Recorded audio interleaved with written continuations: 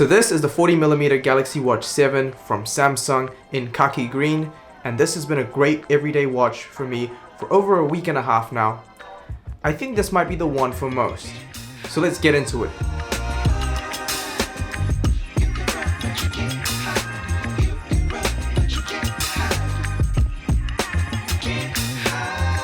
Alright, so design wise, this watch doesn't really deviate too much from the standard lineup of Galaxy watches. I will say that this khaki green version has been my favorite of the lineup. I also appreciate the blue and orange accent colors on the band and the power button that adds a nice little pop to the otherwise understated look. It's a solid looking watch that feels very premium. The chassis is made from aluminium that has a matte finish, and this watch is very light, weighing in at just 24 grams. You really do forget it's on sometimes, which I really love about this watch. The underside of the watch reveals the new bioactive sensor. The bioactive sensor is a 3-in-1 sensor that runs on a single chip, with this single chip running on 3 health sensors, which are your optical heart rate sensors, your electrical heart sensor, and bioelectrical impedance analysis. And we'll get into all of this stuff later. For now, let's talk about day-to-day performance. Now, this watch features the Exynos W1000 processor coupled with 2 gigs of RAM, and I gotta say, in conjunction with Samsung's updated Wear OS, makes for a very smooth user experience across the board. Whether you're doing fitness tracking, checking notifications, responding to messages, or using the digital rotating bezel to breeze through apps and utilities, this watch has remained snappy. Something that I found not to be true for the Galaxy 6 watch, that honestly started lagging out just after a week of usage. This chip is shared between the 7 and the Ultra watch, which puts the performance aspect of this watch on par with that of the Samsung Galaxy Watch Ultra. 5 stars here for Samsung. Now this 7 features a 480 by 480 AMOLED display, which has great viewing angles and is crisp. Outdoor visibility is also decent, with the max brightness being rated at about 2000 nits. Alright, so the new bioactive sensors on the Galaxy 7 features aesthetic changes over the previous gen, Watch 6. The performance here is also improved for active heart rate monitoring across all forms of exercise tracking available on this watch. I found that the heart rate zones were more accurate than on the previous generations, and distance traveled and steps covered for runs were a lot more consistent when I went out to track runs. I also found that this watch consistently detected when I started a run or workout. Now, while I saw an improvement across the board in terms of tracking, it still won't cut it against other fitness-focused watches from the likes of Fitbit and Garmin. Overall, I feel that for the fitness casual or enthusiast, this watch will do the job. But if you are an athlete looking for the best fitness tracking, you may have to look elsewhere. Now, I also like the addition of one-handed gesture controls featured on the 7. You can pinch to answer calls and start and stop timers. You can also have this knockdown feature that can open an app or start a workout. I tried this and it really wasn't that useful for me, but it is there. You also get blood pressure monitoring as well as ECG measuring tools with the Galaxy Watch 7, which again is a nice feature to have for health conscious individuals. Now I want to talk about the battery life of this watch.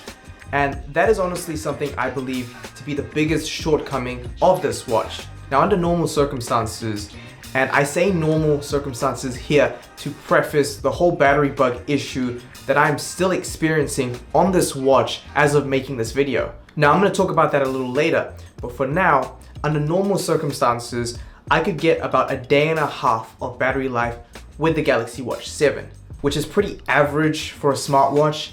Now, the 300 mAh battery in this Galaxy 7 watch, which is the 40mm version, again, isn't very groundbreaking at all. And this was my experience with my moderate usage, which was just checking the time, checking the weather, emails, responding to a few texts, answering calls, as well as fitness tracking whenever I went out to the gym or for a run.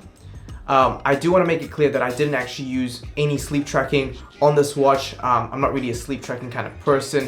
But yeah, do note that if you are enabling sleep tracking with this watch, then you can expect the battery life to take a further hit. Now I want to talk about this battery bug that has plagued the Galaxy Watch 7 lineup.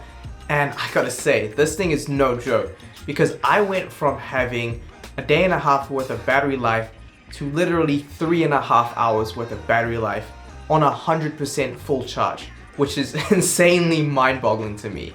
At first, I just thought I forgot to charge my watch, but after charging my watch a couple times and testing it out and realizing that the battery life was absolute garbage, I realized that this had to have been a bug or some software issue. And upon going online, I found out that Samsung has actually acknowledged that this is a bug and that they are working on a fix.